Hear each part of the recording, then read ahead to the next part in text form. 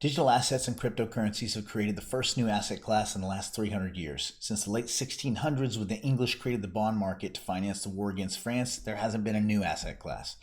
This is more than a multi-generational opportunity. It's the chance of 3 or 4 lifetimes. I believe it to be the greatest wealth transfer in human history, and we are just knocking on the door. If you want to take advantage of it, you need to sit down, tell your friends and family to shut their traps for the next 15 minutes so you can pay attention. My name is Nick Black, and you're listening to The Prophet. This is The Prophet with Nick Black. It's time to chit chat. You know nothing about blockchain. We here to fix that. You want the news on the new stocks? This where you get that. So go and grab you a nice chair. It's time to sit back and talk to Prophet. I need some crypto, put it in my pocket by any means. I talk to Prophet to get some profit. You talking to the Prophet. And now, The Prophet with Nick Black on the chain.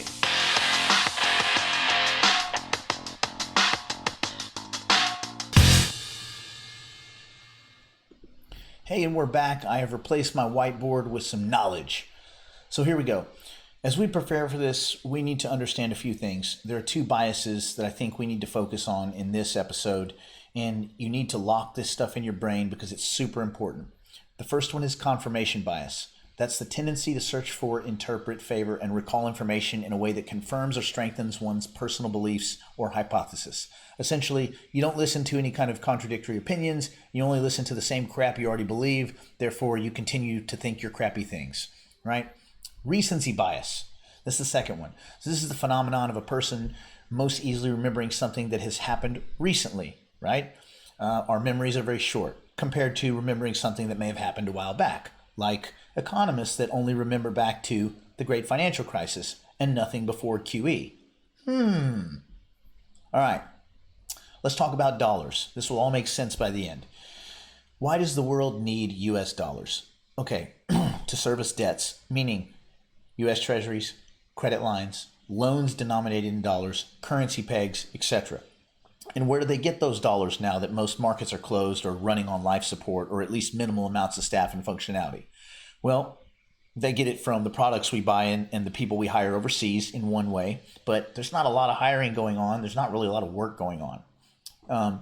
True, the U.S. is a net importer. We essentially import everything, and our manufacturing doesn't really exist anymore because, everybody on Earth builds everything cheaper, pays lower wage rates, and also part of the problem with having a strong dollar is that, our purchasing power goes further. It means we're buying stuff rather than selling stuff. Anyway, so whenever anybody else needs money, and I mean anybody else, any other country, what do? Well, they go over and haul ass to the IMF and knock on the door and beg and say, we need cash. So apparently everybody's lining up at the front doorsteps of the IMF. What the IMF is the International Monetary Fund. Think of them as the central bank for central banks in the same way that the Fed is the central bank of U.S. domestic banks. So if you just step one out, you have the IMF. Anyway, everybody's going knocking on the door. We need some money. We're broke. They currently have nearly 100 emergency funding requests, which is probably 20 to 30 times what the normal funding requests are at the Fed. I'm sorry, at the IMF. The Fed buys everything, so that's different. So the IMF doesn't appear to have the tens of trillions it would take to facilitate all these requests. So in their infinite wisdom, the Fed has created a thing called FEMA, Foreign International Monetary Authority. Essentially, it's an external repo market, which is a repurchase market. Essentially, Bank A and Borrower B. Borrower B would put up collateral. Bank A would take that collateral and give them money. The borrower for some fixed amount of time, whether it's 1 day, 14 days, 42 days, 6 months, whatever. At the end of that time, the borrower would come back. They would give the money back plus some interest, and they would repurchase their collateral. So that's the repo market that you hear about. And it's a huge funding market. Anyway, so some of this dollar funding occurs in the repo market, this new repo market. And you're saying, well, why would the Fed do this? Why would the Fed step outside its purview? I mean, the Fed is not supposed to be doing any of this shit, right? The Fed it's not actually even a central bank. It's a domestic banking cartel, 12 banks, little group, pretty much private. They work with the U.S. Treasury and typically U.S. banks and markets. They were brought together in the early 1900s, essentially to prevent liquidity crisis in banks, okay? The essential function of the Fed is to protect domestic banks only, point blank, and they assist with money creation and essentially handling the debt that the U.S. takes on and funding that. So what this FEMA program does is allows the Fed to create dollar swap lines with banks that they would normally have no relationship with, especially no direct relationship with. They might have some indirect relationship through an American bank making loans overseas, but they would never have a direct overseas banking relationship. So this is getting really tenuous. So especially, this is kind of a weird time, agreed. But when the Fed steps outside their mandate, curious things start to happen. And essentially what they're doing is they're buying all of these other banks' U.S. treasuries for a period of 6 months, which will then be repurchased by the original owners. And I'm gonna say, shenanigans on that. It's always how these things start out is, it's going to be a flip. We're just going to flip it. And this collateral is never coming back, right? Once the Fed takes it on its balance sheet, it's never leaving. Just assume that, okay? So the banks and foreign bank facilities and other monetary facilities and basically anybody overseas that has U.S. treasuries, and a lot of people have U.S. treasuries, they're going to come up and they're going to say, hey, here's my treasuries. The Fed's going to go, cool, here's some money. It's a loan, though. It's just a loan. And in 6 months, we'll swap it back. It's going to be a loan contract. Yeah, right.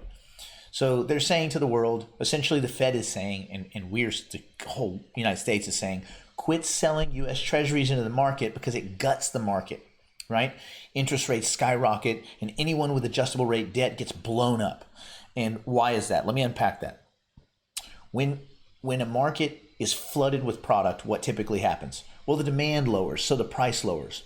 Well, in the bond market, when the price lowers, in order to incentivize new buyers, interest rates rocket, right? They go up because otherwise, why would anybody else enter into that depressed market? You have to make it worth their while. So as bond prices, they're inversely correlated. So as bond prices drop, interest rates rise in that same market.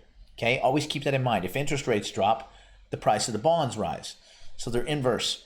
So if you have adjustable rate debt, okay, and tons of people dump treasuries on the market, you have to roll those treasuries over, right? You have to roll your debt over.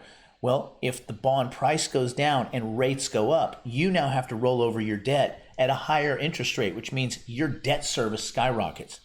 So you think, well, who on earth would have all that U.S. government debt? Well, the U.S. government. They're one of the big bag holders. Most U.S. corporations, hedge funds, pension funds was exposed to that debt. Most of them leveraged because they couldn't make any money because bond yields were so low that it's forced everyone to take just incredible risk. Banks that have been forced to take incredible risk because the bond market's flat, therefore they can't make any money out of loaning at near zero. So what do? They've been taking bigger risk. Everybody has been incentivized to take risk, and they bring on leverage. And with leverage, if you have risk, why not have 40 times the risk, right? No one's going to jail, and the Fed will bail you out. Well, now the Fed's going to bail out the whole planet Earth. And why are we here in the crypto space? So let's unpack that for a second. Most of us got here, some of us because it's interesting, some of us because we're idealistic, but most of us, I think, if you back it out, if you really unpack it, deep in your gut that something about this is fucking wrong. It feels wrong, and nobody goes to jail anymore. No one answers to Congress anymore. They lie when they do. No one ever calls them on the carpet. No one even answers direct questions. I guarantee you, if you put Jerome Powell on the stand right now and ask him, give me a definition of money, he couldn't fucking do it because he doesn't know, because the whole idea, the concept of money is so freaking nebulous now. I don't know if anybody knows. So but anyway, for those of us in the crypto space, we know, you all know, even if you don't know how to, enunciate it, if you don't know how to verbalize it, if you don't know the correct, string of words or the perfect banker speech, stuff is messed up. And so you think to yourself, I got to find a place. I have to find somewhere to park my value. Otherwise, it's going to blow up. And so I keep coming back to these central planning idiots, these douchebags that went to school in the 60s. Would you trust a doctor who went to school in the 60s to to give you heart surgery, I wouldn't trust the son of a bitch to do my teeth. I mean, look, these markets are incredibly complex. There's a lot of moving pieces.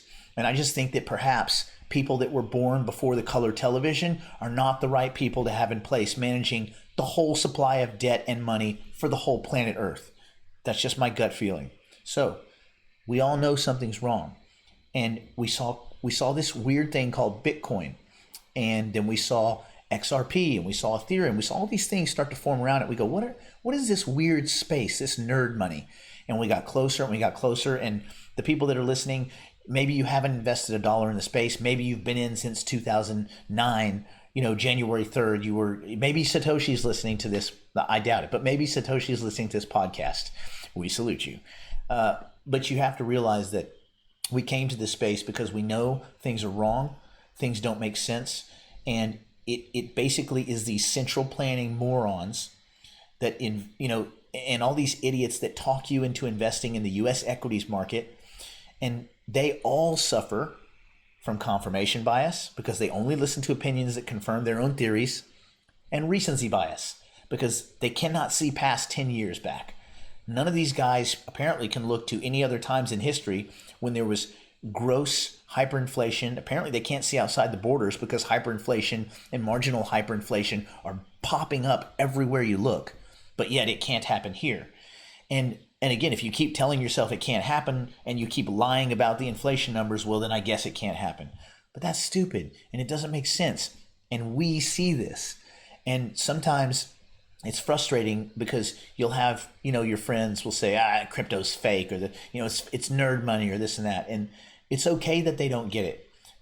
And part of it is that maybe they have reservations, but you don't want to look. It's like people that grow up uber religious and then an alien lands on the house next to them and they're like, nope, no way. Nope, I'm not taking in that information because it would bring all the way to the ground all of my preconceptions and beliefs and faith. People have faith in the U.S. system that maybe is misplaced, all right? But when you come to the crypto space, you have to throw all that aside and you have to just look at the numbers and just look at the facts. And you say, okay, say to yourself, where the hell can I hide? Where can I park what's left of my value in this fucking quagmire that we live in? And so you'll find this whole cool new asset class, the first one in 300 years. And you find a relatively uncorrelated asset class, right, that offers zero government intervention, true scarcity, true accountability in real time, and it rhymes with Bitcoin. It rhymes exactly with Bitcoin, right? So listen, don't concern yourself with the naysayers. Don't concern yourself with the people that only listen to what they want to. Don't be a person that only listens to what you want to. You need to hear differing opinions. Don't suffer from recency bias. When you look at data, you go back 100 years if you have to, because you need to see how the world works, not just the last 120 months. All right? You need to go pre-QE. You need to go pre-idiot intervention. You need to, if you can, you need to go pre-Fed, right? But before 1913. And if you do this, and if you pay attention, you're going to see that however you found yourself to this crypto space, as far as I can tell, this is the only place that you can hide your value. All right? Again, what does it rhyme with? It rhymes with Bitcoin. It rhymes exactly with Bitcoin. Throw us a like. Please subscribe so we can bring you more content just like this. We're going to get deeper and deeper and deeper. We'll see you in the next one.